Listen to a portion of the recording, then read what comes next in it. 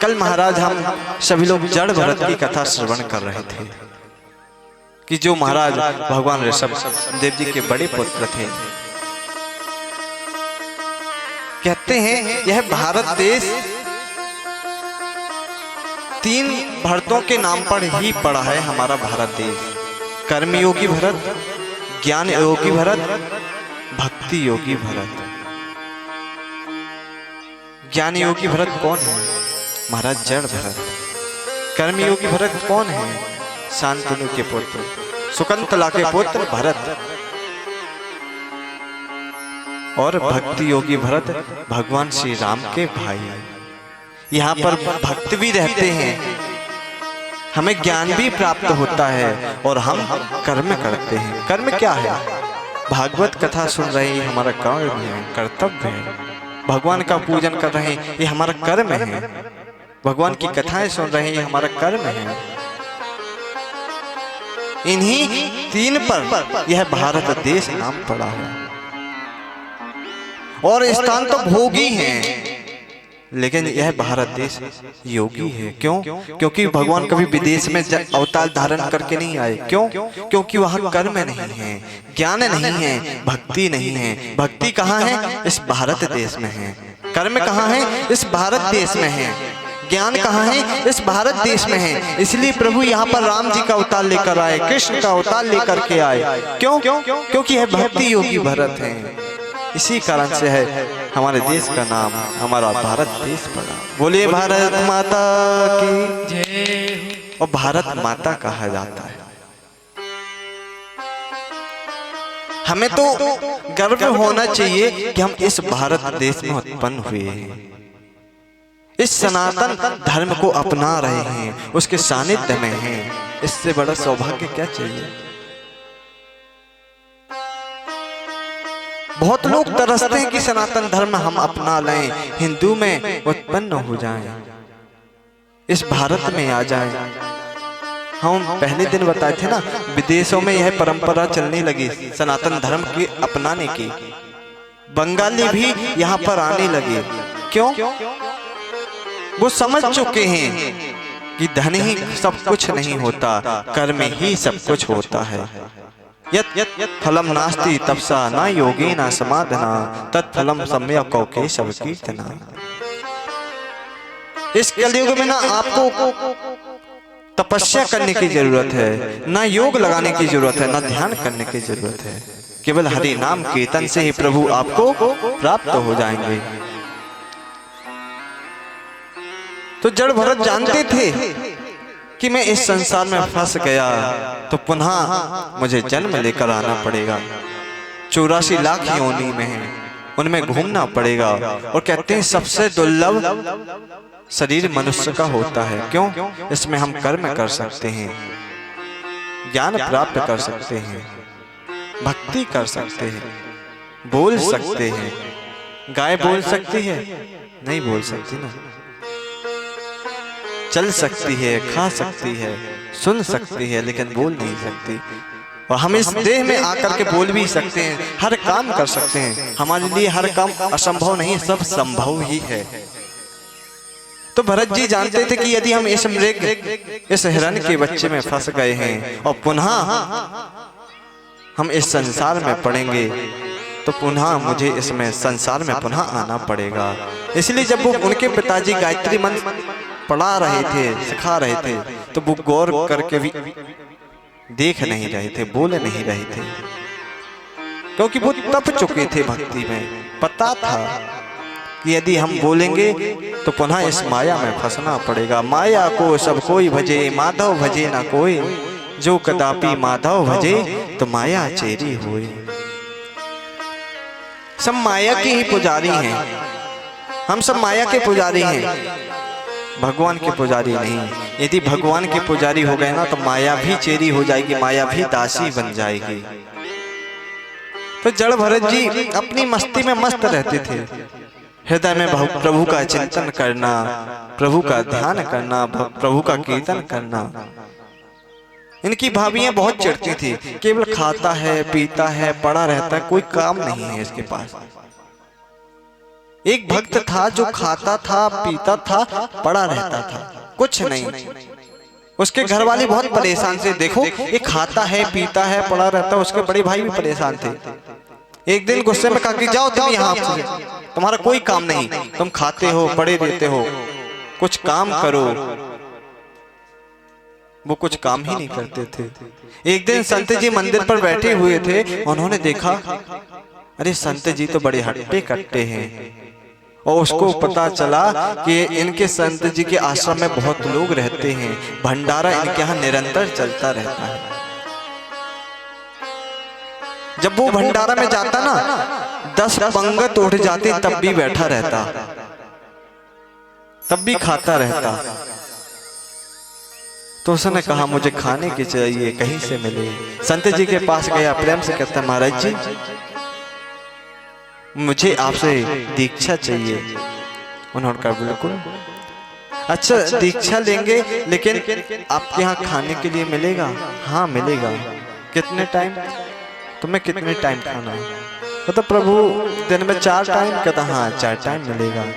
मेरे यहाँ तो पंगत निरंतर चलते रहते, भंडारे निरंतर चलते रहते हैं।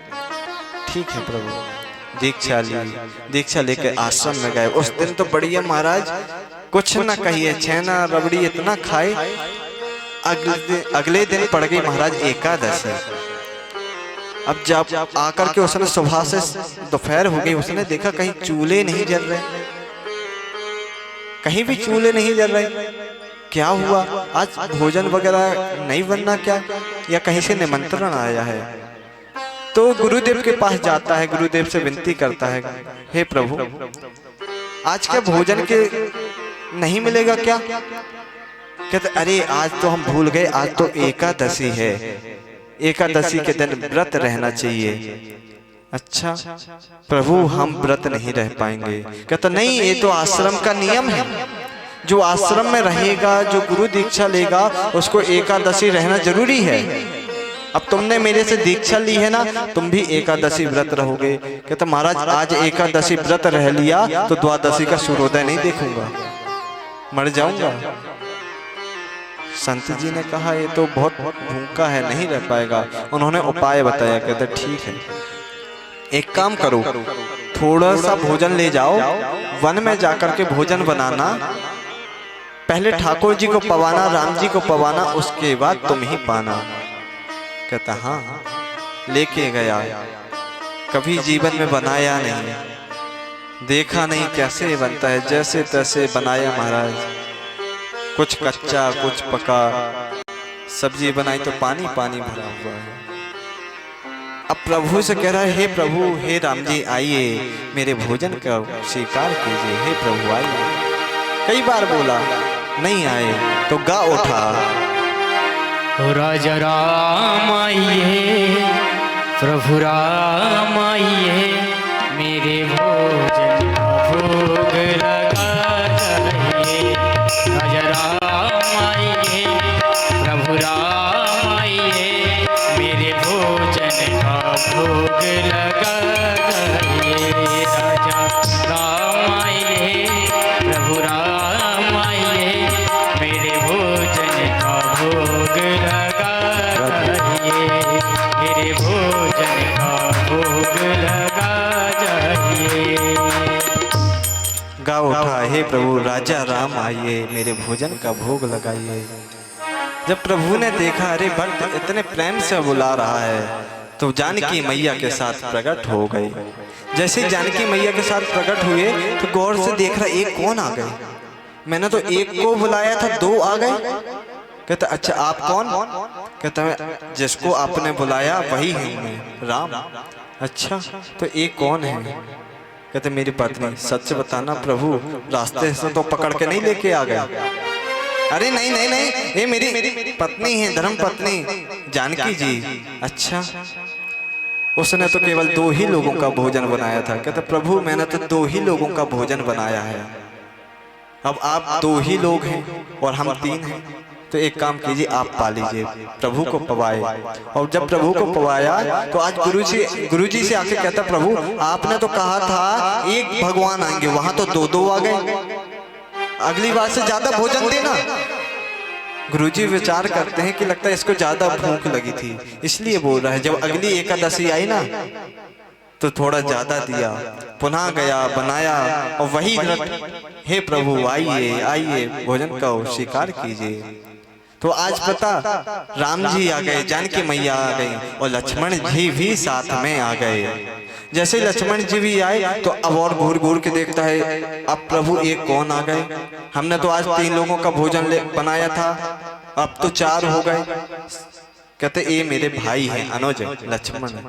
अच्छा सच बताओ प्रभु, ये तो आपकी धर्मपत्नी हो गई, इनको रास्ते से पकड़ के लेके आ गए हो कि चलो कि भोजन अच्छा भक्त बनाता है तो वहीं खाएंगे वहीं पिएंगे इसलिए आ गए? नहीं नहीं, ये मेरा अनुज है। अच्छा ठीक है, पाइए प्रभु आप ही पाइए। कहते आज तो एकादशी व्रत रहना पड़ रहा है। पुनः गया गुरुजी के पास, कहते गुरुजी एक को बुलाओ तो 2 आते हैं, 2 को बुलाओ तो 3 आते हैं, अगली बार से आप ज्यादा भोजन देना। आपने 1 को कहा था पवाने के लिए तो 2 आ गए, 2 को कहा तो 3 आ गए, अब थोड़ा ज्यादा भोजन देना। अब गुरुजी को संदेह हुआ, लगता है ये अन्न जाकर के बेचता है। तभी उस दिन बोल रहा था, उन्होंने कहा ठीक है इस बार अधिक ले जाना, लेकिन इस बार तो गुरुजी भी पीछे गए, देखते हैं ये बेचता है करता क्या है। वह सरल भक्त था, उसने क्या किया, कहा आज मैं बनाऊंगा नहीं, पहले देखूंगा कितने आ रहे, उस हिसाब से मैं भोजन बनाऊंगा। बुलाया प्रभु को, बुलाया प्रभु से पुकार लगाई, हे प्रभु आइए मेरे भोजन को स्वीकार कीजिए। आज तो महाराज सारे परिकर के साथ राजा राम सरकार प्रकट हो गए। बोलिए जानकी मैया की। सारा परिकर खड़े हो गए, भरा शत्रुघ्न हनुमान जी महाराज सभी लोग खड़े हो गए। अब वो घूर घूर के देख रहा है और मन में कह अच्छा हुआ आज भोजन नहीं बनाया। 1 को बुलाओ तो 2 आए, 2 को बुलाओ तो 3 आए और 3 को बुलाओ तो सारे इतने सारे आ गए। अब प्रभु से कहता प्रभु ये बताइए मैं आपका ठेका लिया हूं कि आपके खानदान का ठेका लिया हूं? आपको बुलाया था, आपके खानदान को नहीं बुलाया था। और साथ में बंदर को भी पकड़ के लेके आ गए। अब वो रखा कच्चा भोजन, बनाओ और खाओ। मैं बनाऊंगा तो मुझे खाने मिलना नहीं, इसलिए स्वयं बनाओ और खाओ। तो भगवान ने कहा जब भक्त की अर्जी है तो मैं स्वयं बनाऊंगा। भगवान बना रहे हैं, जानकी मैया बना रही हैं, लक्ष्मण जी लकड़ी लेने के लिए गए, हनुमान जी पत्ते तोड़ रहे हैं। यही भक्ति है।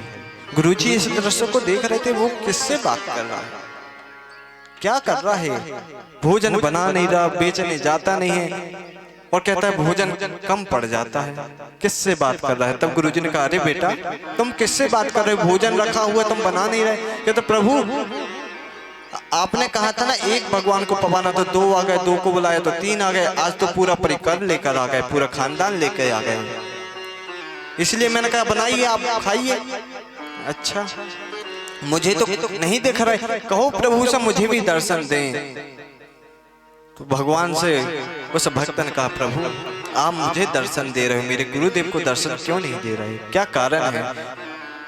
भगवान कहते हैं बेटा तुम्हारा हृदय जो है ना पवित्र है, तुम्हारे हृदय में कोई अहंकार नहीं है और तुम्हारे गुरु के हृदय में थोड़ा अहंकार था, तभी तो वो तुम्हारे पीछे आ गए। क्यों? क्योंकि ये बेचता ना हो, पैसा कहीं खर्च ना करता हो, इसलिए तो वो आ गए। इसलिए मैं उनको दर्शन नहीं दे सकता, मैं तुम्हें ही दर्शन दे सकता हूँ। आज गुरुदेव को वो है बात बताई, गुरुदेव की आंखों से छल छल आंसू निकलने लगे। कहते ना भक्ति में कोई स्वार्थ नहीं होना चाहिए, निस्वार्थ भाव से हमें भक्ति करनी चाहिए। यदि स्वार्थ भाव से यदि आप भक्ति भी करोगे ना तो भगवान स्वीकार नहीं करते। उसी प्रकार से जड़ भरत जी महाराज चले जा रहे हैं। एक डाकू ने मनोकामना मांगी थी कि यदि मेरे यहाँ पुत्र होगा तो काली मैया को बलि देंगे। आज यहाँ पर जिसको पकड़ के लेके आए थे ना तो वो भाग गया। तो आज महाराज चले आ रहे थे, देखा तो कोई नहीं मिला, तो यही जड़ भरत जी महाराज मिल गए। कहते चलो, तो जड़ भरत जी महाराज भी चलते जा रहे हैं, चलो। वो गए, उनको भोजन पिलाया, नए नए वस्त्र पहनाए। जैसे ही मारने लगे, मूर्ति से स्वयं जगदम्बा प्रकट हो गई। बोलिए भद्रकाली मैया की। जो डाकू मार रहे थे जड़ भरत जी को उन्हीं का शीश काट दिया और जड़ भरत जी की रक्षा की। जड़ भरत जी ने देखा, अरे माने मेरी रक्षा की, अभी लगता है कुछ और कारण बाकी है, तभी तो मेरी रक्षा की है। प्रणाम करके चले गए। अब महाराज चले जा रहे थे, एक राजा शूरवीर नाम के एक राजा रघुगण चले जा रहे थे पालकी में।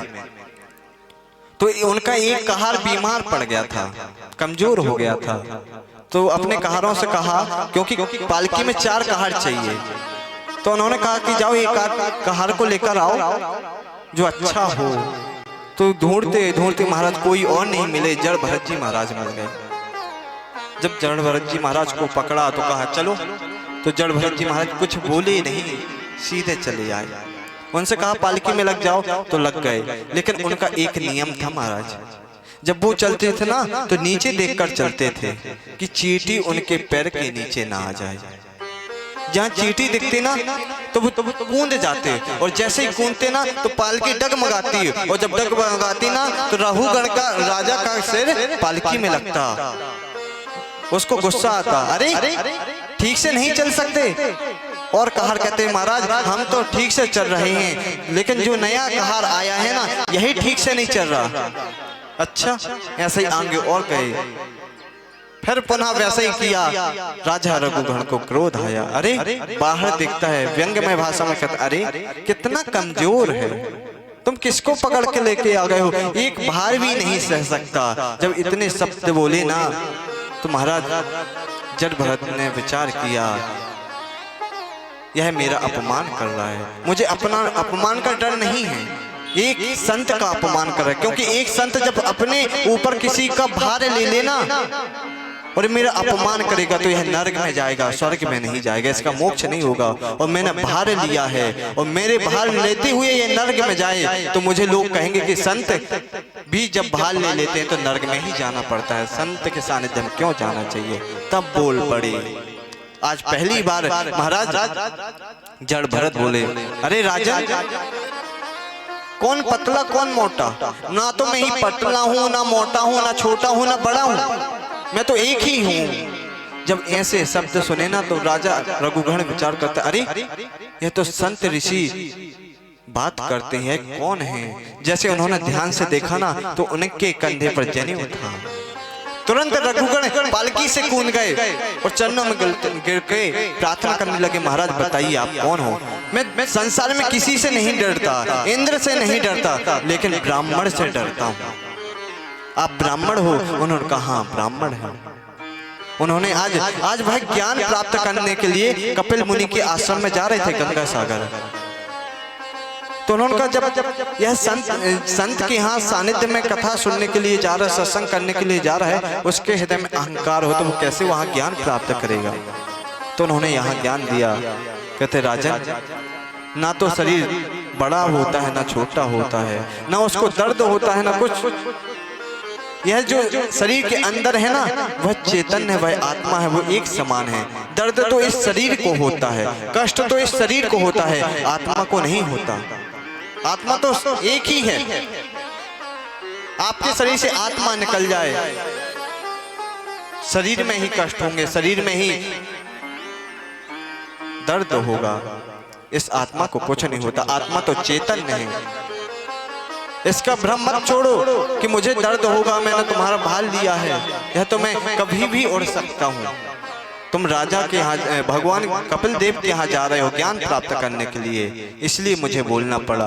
आज प्रार्थना करके रघुगण को ज्ञान दिया और जड़ भरत महाराज चले जाते हैं। आज राजा रघुगण प्रार्थना करके कपिल भगवान के आश्रम में जाते हैं, ज्ञान प्राप्त करते हैं।